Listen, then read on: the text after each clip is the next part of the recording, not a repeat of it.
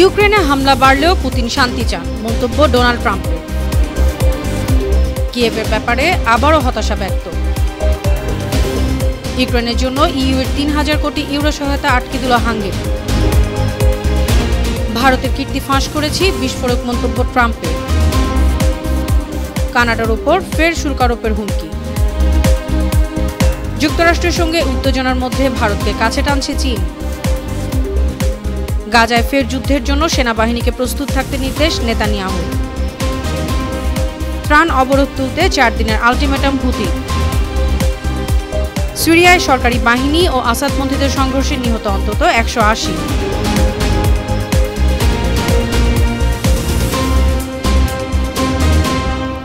সুপ্রিয় দর্শক, উত্তর থেকে দক্ষিণ, পূর্ব থেকে পশ্চিম, বিশ্বজুড়ে প্রতিদিনের এমন বিভিন্ন খবর নিয়ে আমি অনন্যা চৈতি আছি আপনাদের সাথে। ইউক্রেনে সম্প্রতি রাশিয়ার হামলা জোরদার হলেও দেশটির প্রেসিডেন্ট ভ্লাদিমির পুতিন শান্তি চান বলে মনে করেন মার্কিন প্রেসিডেন্ট ডোনাল্ড ট্রাম্প। মার্কিন সংবাদ মাধ্যম ভয়েস অব আমেরিকার এক প্রতিবেদনে বলা হয়, গেল শুক্রবার হোয়াইট হাউসের ওভাল অফিসে সাংবাদিকদের ট্রাম্প বলেন তিনি পুতিনকে বিশ্বাস করেন। পুতিন যখন বলেন শান্তি চান, তখন তিনি তার কথা বিশ্বাস করেন। ডোনাল্ড ট্রাম্প আরও বলেন, ইউক্রেনের উপর রাশিয়ার সাম্প্রতিক বিমান হামলা মার্কিন প্রেসিডেন্ট ডোনাল্ড ট্রাম্পকে মস্কো ও কিয়েভের মধ্যে লড়াই বন্ধ করাতে চুক্তিতে মধ্যস্থতা থেকে সরাতে পারবে না। মার্কিন প্রেসিডেন্ট বলেন, পুতিন ইউক্রেনের উপর আরও বেশি আঘাত করলেও তার অবস্থানে থাকা যে কেউ এখন সেটাই করবে। এদিকে দুদেশের মধ্যে শান্তি প্রচেষ্টায় রাশিয়ার তুলনায় ইউক্রেনকে সামলানো বেশি কঠিন হয়ে যাচ্ছে বলে মন্তব্য করেছেন মার্কিন প্রেসিডেন্ট ডোনাল্ড ট্রাম্প। ওয়াশিংটনে ওভাল অফিসে গেল শুক্রবার সাংবাদিকদের তিনি কথা বলেন। ব্রিটিশ বার্তা সংস্থা বিবিসি জানায়, সাংবাদিকদের এক প্রশ্নের জবাবে ট্রাম্প বলেন, কিয়েভের চাইতে মস্কোর সঙ্গে ওয়াশিংটন বেশ ভালো যোগাযোগ করছে। ট্রাম্প বলেন, পুতিন যুদ্ধ বন্ধ করাতে চান, এটা তার বিশ্বাস। তবে ইউক্রেনের বিষয়ে একই কথা বলতে পারছেন না তিনি। কিয়েভের ব্যাপারে হতাশা ব্যক্ত করে মার্কিন প্রেসিডেন্ট আরও বলেন, সত্যি বলতে ইউক্রেনের সঙ্গে কাজ করা আরও কঠিন হয়ে উঠছে, তাদের হাতে কোনো তাস নেই। রাশিয়ার বিরুদ্ধে যুদ্ধ অব্যাহত রাখতে ইউক্রেনকে ইউরোপীয় ইউনিয়ন ইইউর ৩০ বিলিয়ন বা ৩,০০০ কোটি ইউরো সামরিক সহায়তা দেওয়ার প্রস্তাবটি আটকে দিয়েছে হাঙ্গেরি। ইইউর সংবিধান অনুযায়ী কোনো সদস্য রাষ্ট্র জোটের কোনো সিদ্ধান্তে আপত্তি জানালে তা বাস্তবায়ন হয় না। গেল শুক্রবার রুশ সংবাদ মাধ্যম আরটি এক প্রতিবেদনে তথ্য জানিয়েছে। শুল্ক ইস্যুতে ভারতকে নিয়ে আবারও বিস্ফোরক মন্তব্য করলেন মার্কিন প্রেসিডেন্ট ডোনাল্ড ট্রাম্প। গেল শুক্রবার হোয়াইট হাউসের ওভাল অফিসে সাংবাদিকদের এক প্রশ্নের জবাবে তিনি বলেন, দ্বিতীয়বার প্রেসিডেন্ট হয়ে তিনি ভারতের এতদিনের কীর্তি ফাঁস করে দিয়েছেন। এবার নয়াদিল্লি শুল্ক কমাতে বাধ্য হবে। ট্রাম্প বলেন, ভারত যুক্তরাষ্ট্রের উপর অনেক শুল্ক চাপায়, ভারতে কিছু বিক্রি করা যায় না। তবে এখন তারা শুল্ক কমাতে সম্মত হয়েছে, কারণ অবশেষে কেউ অন্তত তাদের পর্দা ফাঁস করছে। মার্কিন প্রেসিডেন্ট এ সময় উল্লেখ করেন, ভারতের শুল্কের পরিমাণ ১০০%-এরও বেশি, কোনো কোনো পণ্যের ক্ষেত্রে ২০০%-এরও কাছাকাছি। এই নীতিকে অন্যায় বলেও উল্লেখ করেন ডোনাল্ড ট্রাম্প। এদিকে কানাডার পণ্যে অবিলম্বে পাল্টা শুল্ক আরোপের হুমকি দিয়েছেন মার্কিন প্রেসিডেন্ট ডোনাল্ড ট্রাম্প। গেল শুক্রবার হোয়াইট হাউসের ওভাল অফিসে সাংবাদিকদের এক প্রশ্নের জবাবে যুক্তরাষ্ট্রের বাজারে কানাডার পণ্যের উপর শুল্ক আরোপের যৌক্তিকতা তুলে ধরেন তিনি। মার্কিন সংবাদ মাধ্যম ভয়েস অব আমেরিকার প্রতিবেদনে বলা হয়, ডোনাল্ড ট্রাম্প সাংবাদিকদের বলেন, যুক্তরাষ্ট্রের দুগ্ধজাত পণ্য ও কাঠের উপর কানাডা অতিরিক্ত শুল্ক আরোপ করার কারণে ওই দেশে মার্কিন পণ্য বিক্রি করা সম্ভব হয়ে উঠছে না। কানাডা এই শুল্ক প্রত্যাহার করতে রাজি না হলে তিনি একই রকম শুল্ক আরোপ করবেন কানাডার ওপরও। সম্প্রতি কানাডা ও মেক্সিকোর পণ্যের উপর ২৫% শুল্ক আরোপ করলেও গেল বৃহস্পতিবার ৪ সপ্তাহের জন্য তা মুলতবি করেন মার্কিন প্রেসিডেন্ট। দ্বিতীয় মেয়াদে ক্ষমতায় এসে চীনের বিরুদ্ধে একের পর এক বাণিজ্যিক নিষেধাজ্ঞা ও শুল্ক আরোপ করছেন মার্কিন প্রেসিডেন্ট ডোনাল্ড ট্রাম্প।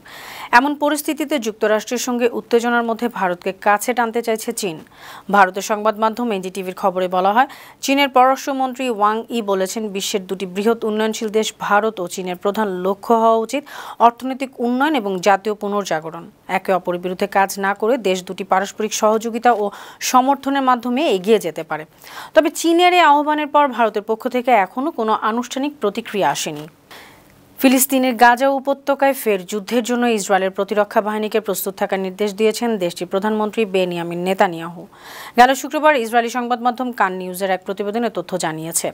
এর আগে জেরুজালেম পোস্টের এক প্রতিবেদনে বলা হয়, ইসরায়েলি কর্মকর্তারা অনুমান করছেন, ট্রাম্পের মধ্যপ্রাচ্য বিষয়ক দূত উইটকফের প্রস্তাব অনুযায়ী ইসরায়েল ও হামাসের মধ্যে যুদ্ধবিরতি ও বন্দী বিনিময়ের কোনো চুক্তি না হলে ইসরায়েল প্রায় ১.৫ সপ্তাহের মধ্যে গাজায় যুদ্ধ শুরু করতে পারে।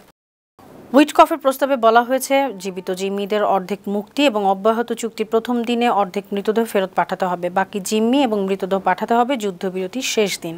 এদিকে অবরুদ্ধ গাজায় ত্রাণ অবরোধ তুলে নিতে ইসরায়েলকে 4 দিনের আলটিমেটাম দিয়েছে ইয়েমেনের হুতি গোষ্ঠী। ব্রিটিশ বার্তা সংস্থা রয়টার্স জানায়, ইয়েমেনের ইরানপন্থী হুতিদের নেতা আল হুতি শুক্রবার বলেছেন, ইসরায়েল যদি 4 দিনের মধ্যে গাজায় ত্রাণবহর প্রবেশে বাধা প্রত্যাহার না করে তাহলে তারা ইসরায়েলের বিরুদ্ধে নৌ অভিযান পুনরায় শুরু করবে। হুতিদের এ ঘোষণাকে স্বাগত জানিয়ে ফিলিস্তিনের স্বাধীনতাকামী সশস্ত্র সংগঠন হামাস বলেছে, এটি হুতিদের একটি সাহসী সিদ্ধান্ত। গেল 2 মার্চ যুদ্ধবিরতি নিয়ে অচল অবস্থা তীব্রতর হওয়ায় ইসরায়েল গাজায় ট্রাক প্রবেশে বাধা দেয়, ফলে মিশরীয় ও কাতারি মধ্যস্থতাকারীদের হস্তক্ষেপের আহ্বান জানায় হামাস। সিরিয়ার সরকারি বাহিনীর সঙ্গে নির্বাসিত প্রেসিডেন্ট বাশার আল আসাদপন্থীদের সংঘর্ষে অন্তত 180 জন নিহত হয়েছেন। ব্রিটেন ভিত্তিক Syrian observatory for human rights জানিয়েছে, শুক্রবার পর্যন্ত সংখ্যালঘু আলাউইত অধ্যুষিত এলাকায় সরকারি বাহিনীর সঙ্গে বিদ্রোহীদের চলমান 2 দিনের সংঘাতে 180 জনেরও বেশি নিহত হয়েছেন। তুর্কি সংবাদ মাধ্যম আনাদোলু এজেন্সির খবরে বলা হয়, গেল বৃহস্পতিবার আসাদের সমর্থকরা নিরাপত্তা বাহিনীর উপর হামলা চালায়। পাল্টা জবাবে অন্তর্বর্তী সরকার নিরাপত্তা বাহিনীর সদস্যরা উপকূলবর্তী শির মুখতারিয়ে ও হাফফাহ গ্রামে হামলা চালালে প্রাণহানির ঘটনা ঘটে। নিহতদের মধ্যে সরকারি বাহিনী 50 জন, আসাদ সমর্থক 45 যোদ্ধা রয়েছেন। নিহত অন্যরা গ্রামের বেসামরিক লোকজন। সুপ্রিয় দর্শক, এই ছিল আজকের বিশ্বজুড়ে প্রতিদিন এমন আরও নানা খবর নিয়ে আগামীকাল আবার আপনাদের সামনে হাজির হব। আপনাদের মন্তব্য পরামর্শ আমাদের আয়োজনকে আরও প্রাণবন্ত ও সৃজনশীল করে তুলতে পারে। সেই পর্যন্ত ভালো থাকুন, সুস্থ থাকুন, বানো টিভির সঙ্গেই থাকুন। আল্লাহ হাফেজ।